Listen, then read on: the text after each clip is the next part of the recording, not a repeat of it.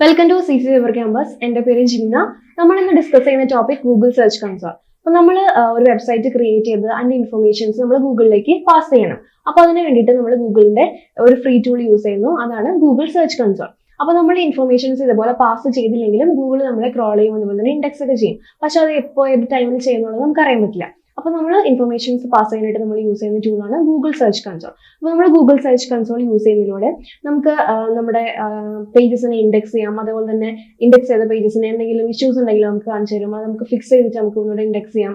അതേപോലെ നമുക്ക് വെബ്സൈറ്റിന്റെ സ്പീഡ് അറിയാൻ പറ്റും. അതേപോലെ ഇംപ്രഷൻസ് അറിയാൻ പറ്റും. അതായത് എത്ര പേരിലേക്ക് നമ്മുടെ വെബ്സൈറ്റ് എത്തി എന്നുള്ള ഇൻഫർമേഷൻസ്, അതായത് ഇംപ്രഷൻസ് എത്ര നമുക്ക് അറിയാൻ പറ്റും. അതുപോലെ നമുക്ക് എത്ര ക്ലിക്സ് കിട്ടിയിട്ടുണ്ടെന്ന് നമുക്ക് അറിയാൻ പറ്റും. അതുപോലെ നമ്മുടെ ടോപ്പ് കീവേഡ്സ് ഏതാണ്, ആ കീവേഡ്സ് വെച്ചിട്ട് ഏതൊക്കെ പേജസിനാണ് ക്ലിക്ക് കിട്ടിയിരിക്കുന്നത്, അങ്ങനെ ഡീറ്റെയിൽ ആയിട്ട് നമുക്ക് അറിയാൻ പറ്റും. അതുപോലെ നമുക്ക് സൈഡ് മാപ്പ് സബ്മിറ്റ് ചെയ്യാൻ പറ്റും. നമ്മുടെ പേജസിന്റെ എറേഴ്സ് നമുക്ക് ടെക്നിക്കൽ എറേഴ്സ് നമുക്ക് കാണിച്ചു തരും.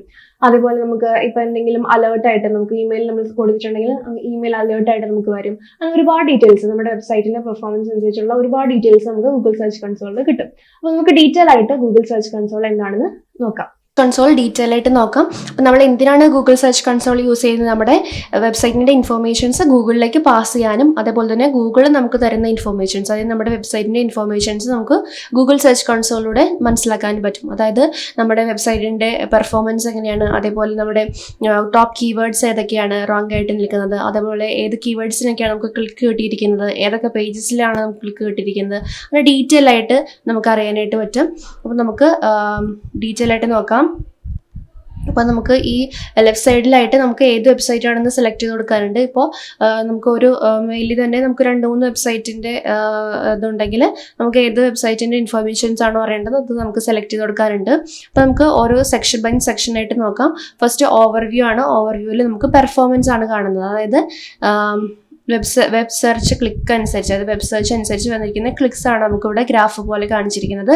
അപ്പോൾ നമുക്ക് ഓരോ പോയിന്റിൽ വെച്ച് നോക്കിക്കഴിയുമ്പോൾ നമുക്ക് ഏത് ഡേറ്റിലാണ് എത്ര ക്ലിക്ക് കിട്ടിയിരിക്കുന്നത് നമുക്ക് അറിയാനായിട്ട് പറ്റും. അപ്പോൾ നമുക്കൊരു ഫുൾ റിപ്പോർട്ട് നമുക്ക് ന്യൂ ടാബ് എടുത്ത് നോക്കാം. ഇവിടെ ഫുൾ റിപ്പോർട്ട് റൈറ്റ് സൈഡിലായിട്ട് ഫുൾ റിപ്പോർട്ട് കാണാനൊരു ഓപ്ഷൻ ഉണ്ട്. അപ്പോൾ നമുക്ക് അത് ന്യൂ ടാബിൽ ഓപ്പൺ ചെയ്ത് നോക്കുമ്പോൾ നമുക്ക് കുറേയും കൂടെ ഡീറ്റെയിൽ ആയിട്ട് നമുക്ക് മനസ്സിലാക്കാനായിട്ട് പറ്റും. അതായത് ടോട്ടൽ ക്ലിക്സ് എത്രയാണ് നമുക്ക് കിട്ടിയിരിക്കുന്നത്, അതായത് ലാസ്റ്റ് 3 months നമുക്ക് ഇവിടെ നമുക്ക് ഇത് എഡിറ്റ് ചെയ്യാനായിട്ട് പറ്റും. അതായത് ലാസ്റ്റ് 7 daysലുള്ള റിപ്പോർട്ടാണോ വേണ്ടത്, അതേപോലെ ലാസ്റ്റ് 12 monthsലുള്ള റിപ്പോർട്ടാണോ വേണ്ടത്. അപ്പോൾ നമുക്കത് ഇവിടെ നിന്ന് സെലക്ട് ചെയ്ത് കൊടുക്കാനും കസ്റ്റം ചെയ്യാനും പറ്റും. അപ്പോൾ നിങ്ങൾ അങ്ങനെ നോക്കുക. അപ്പോൾ നമുക്ക് ഇവിടെ വന്നിരിക്കുന്നത് ലാസ്റ്റ് 3 monthsലുള്ള റിസൾട്ടാണ്. അപ്പോൾ നമുക്ക് ടോട്ടൽ ക്ലിക്സ് എത്രയാണെന്ന് ഇവിടെ കാണിച്ചിട്ടുണ്ട്. 107 ക്ലിക്സ് ആണ് വന്നിരിക്കുന്നത് ഇതിന്, ഈ വെബ്സൈറ്റിന്. അതേപോലെ തന്നെ ടോട്ടൽ ഇംപ്രഷൻസ് അറിയാനായിട്ട് പറ്റും. ഇംപ്രഷൻസ് എന്ന് പറഞ്ഞു കഴിഞ്ഞാൽ നമ്മുടെ ഈ വെബ്സൈറ്റ് എത്ര പേരിലേക്ക് എത്തിയിട്ടുണ്ട് എന്നുള്ളതാണ്.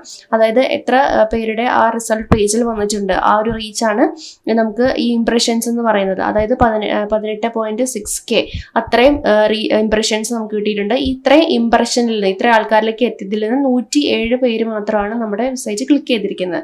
അതേപോലെ തന്നെ നെക്സ്റ്റ് ആവറേജ് CTR എന്ന് പറയുന്നത് ഇത്രയും ഇംപ്രഷനിൽ എത്ര പെർസെൻറ്റേജ് ആൾക്കാരാണ് നമ്മുടെ വെബ്സൈറ്റ് കിട്ടിയിരിക്കുന്നതിൽ വെബ്സൈറ്റിലേക്ക് വന്നിരിക്കുന്നതെന്നാണ് ആവറേജ് CTR എന്ന് പറയുന്നത്. നെക്സ്റ്റ് ആവറേജ് പൊസിഷൻ എന്ന് പറയുമ്പോൾ നമ്മുടെ റിസൾട്ട് പേജിൽ ഫസ്റ്റ് റിസൾട്ടിൽ 10 റിസൾട്ടാണ് വരുന്നത്. അങ്ങനെ എത്രാമത്തെ പൊസിഷനിലാണ് നമ്മുടെ വെബ്സൈറ്റ് വന്നിരിക്കുന്നത് എന്നുള്ളൊരു വാല്യൂ ആണ് ഇവിടെ വന്നിരിക്കുന്നത്. അപ്പോൾ നമുക്ക് ഇതിൻ്റെ ഓരോന്നിൻ്റെയും ഗ്രാഫായിട്ട് നമുക്ക് ഇവിടെ കാണാനായിട്ട് പറ്റും. ഓരോന്നിങ്ങനെ സെലക്ട് ചെയ്ത് നോക്കിക്കഴിഞ്ഞാൽ മൊത്തത്തിൽ നമുക്ക് ഇവിടെ ഗ്രാഫ് പോലെ അതിൻ്റെ ഒരു ഇൻഫർമേഷൻ കാണാനായിട്ട് പറ്റും.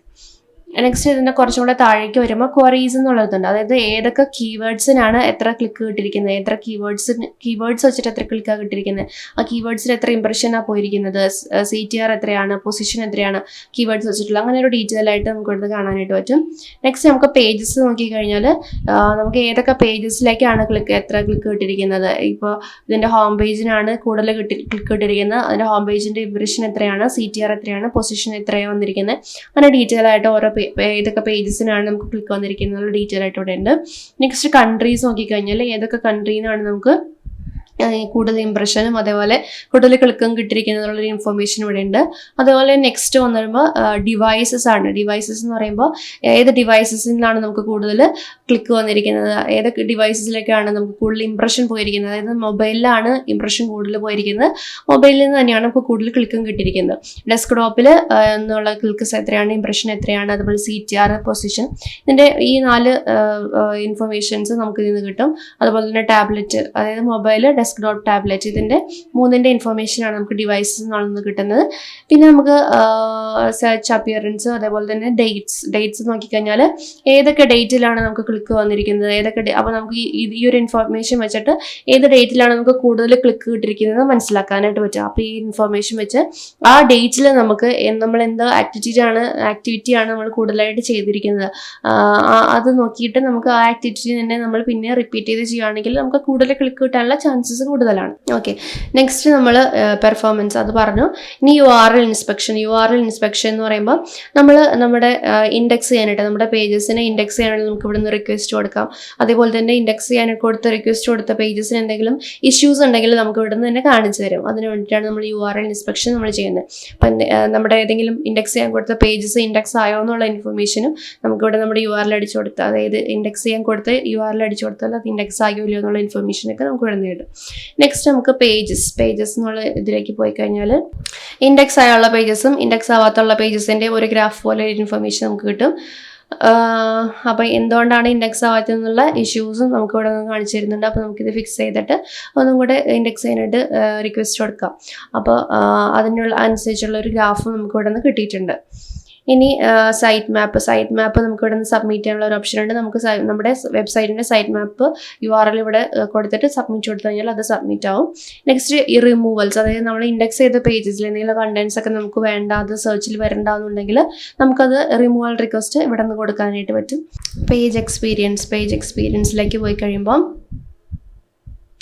അപ്പോൾ നമ്മുടെ കൂടുതൽ ഇനഫ് ഡാറ്റ ഇല്ലാത്തതുകൊണ്ട് നമുക്കതവിടെ കാണിച്ചിട്ടില്ല. അപ്പോൾ അതിനനുസരിച്ച് ഇപ്പോൾ ഇനഫ് ഡാറ്റ ഇല്ലാത്തതുകൊണ്ടാണ് നമുക്കിവിടെ ഒരു ഇൻഫർമേഷൻ കിട്ടാത്തത്. അല്ലെങ്കിൽ ആ ഒരു പേജ് എക്സ്പീരിയൻസിൻ്റെ റിപ്പോർട്ട് നമുക്ക് മന്ത്ലി വരുന്ന നമുക്ക് കിട്ടും.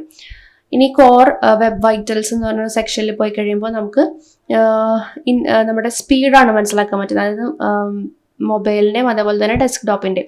അപ്പോൾ ഇത് അതിന് കാണിക്കാനുള്ള ഒരു ഇനഫ് യൂസേജ് ഡാറ്റ ഇല്ലാത്തതുകൊണ്ടാണ് ഇവിടെ നമുക്ക് കാണാത്തത്.